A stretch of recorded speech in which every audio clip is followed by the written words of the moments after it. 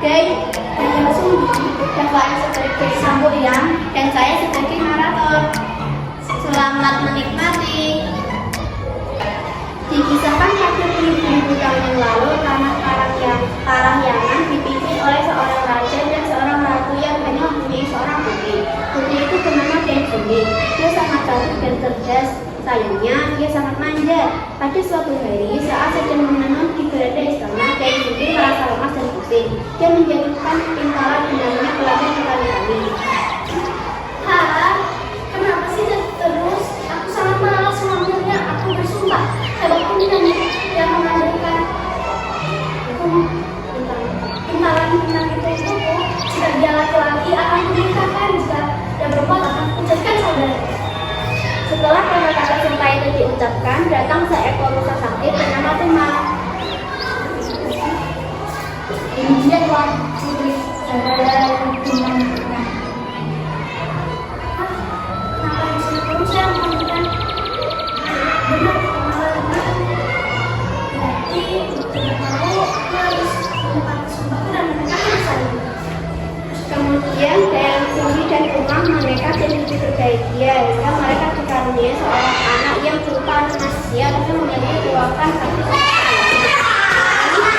anak ini diberi nama Sang Kuryang. Dalam masa perkembangannya, Sang Kuryang selalu ditemani dengan oleh seekor rusa yang bernama Tumang yang dia ketahui hanya sebagai rusa yang setia, bukan sebagai ayahnya. Sang Kuryang tumbuh menjadi seorang pemuda yang tabah dan juga berkasa. Pada suatu hari, Dayang Sumi menuju putranya Sang Kuryang.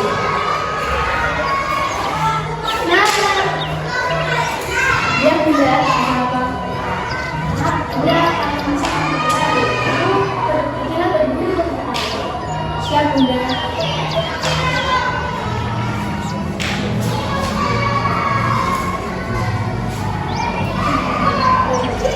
Tibalah Sang Kuryang di sebuah hutan.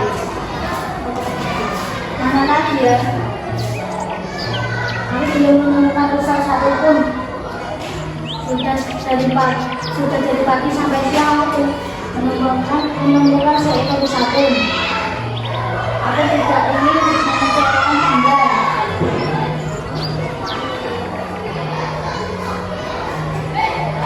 Setelah beberapa lama, Sang Kuryang melihat rusa kemudian mati.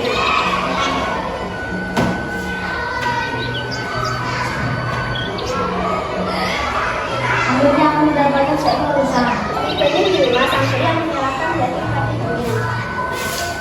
Ini dia bunda dagingnya. Mas, terima kasih sayang. Kamu hebat sekali, Bunda sangat bangga dengan cinta ya. Setelah menerima daging dia Sang Kuryang, Dayang Sumi menghasilkan masaknya juga. Setelah selesai makan, Dayang Sumi teringat pada Tumang. Ini kemana ya? Aku tidak melihatnya. Ada yang Sang Kuryang! ya bunda. Kemana ya si Tumang? Ini Bunda tidak melihatnya. Iya. Tidak bunda, aku dari kemarin tidak melihatnya.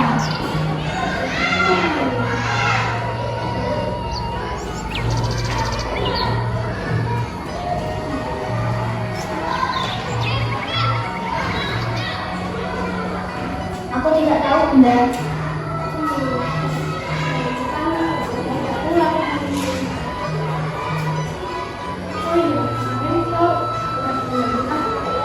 Daging rusa bunda. Iya bunda.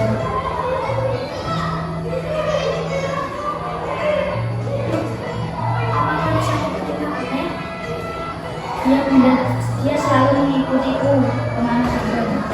Hah? Dasar anak tak tahu diri. Kau telah membunuh anakmu sendiri. Bukan mainnya marahnya Dayang Sumi ketika mendengar cerita itu. Tanpa sengaja ia memukul kepala Sang Kuryang dengan sebuah nasi yang diberinya. Sang Kuryang pun terluka. Aduh, kenapa bunda memukulku? Kau telah membunuh ayahmu sendiri. Jadi si Tumang adalah ayahku. Iya benar, Nak. Dasar kau pembunuh.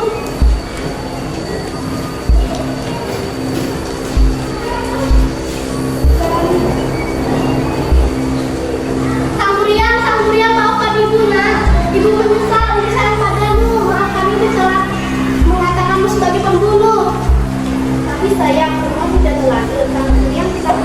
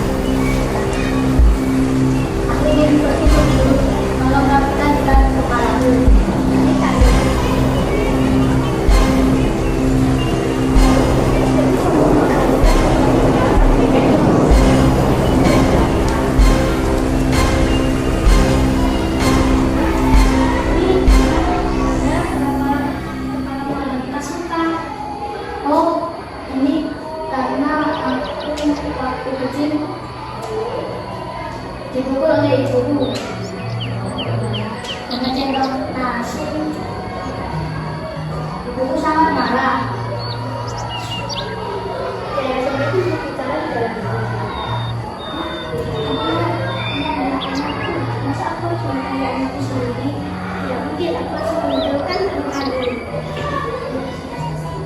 Nah,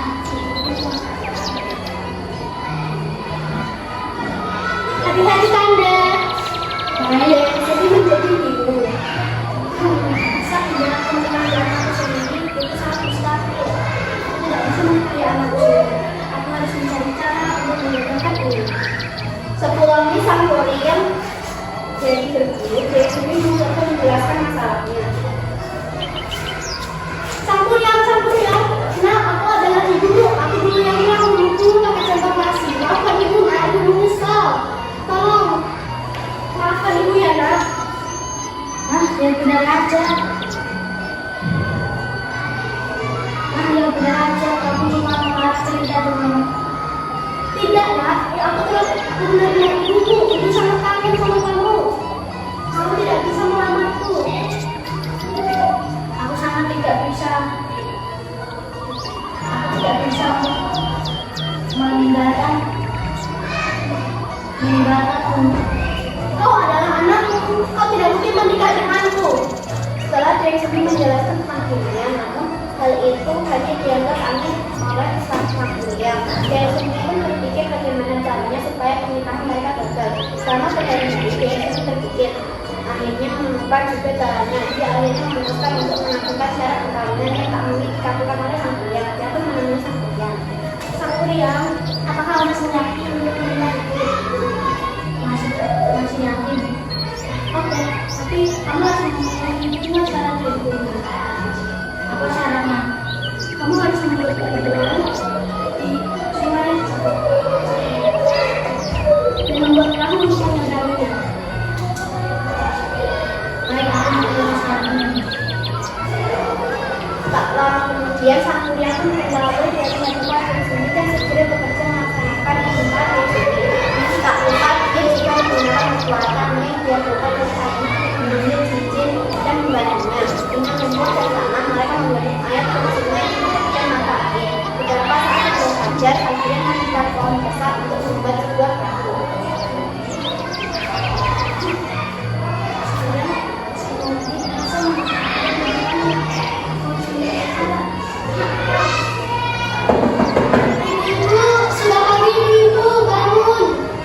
Setelah membantu warga, kemudian meminta bantuan masyarakat sekitar akan menggelar kain segala berwarna merah di sebelah tembok dan membangunkan ayam-ayam cantik supaya tetap. Suasana malam pun berubah menjadi suasana fajar.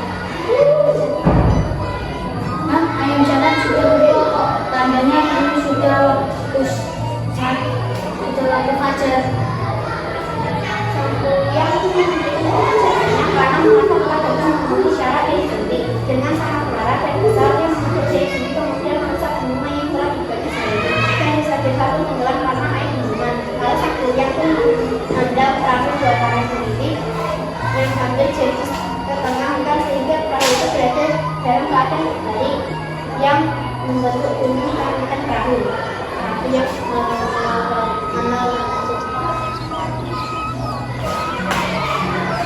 Hei, kau tidak bisa membuat bendungan dan dengan dalam waktu sehari aku tidak akan menikahimu.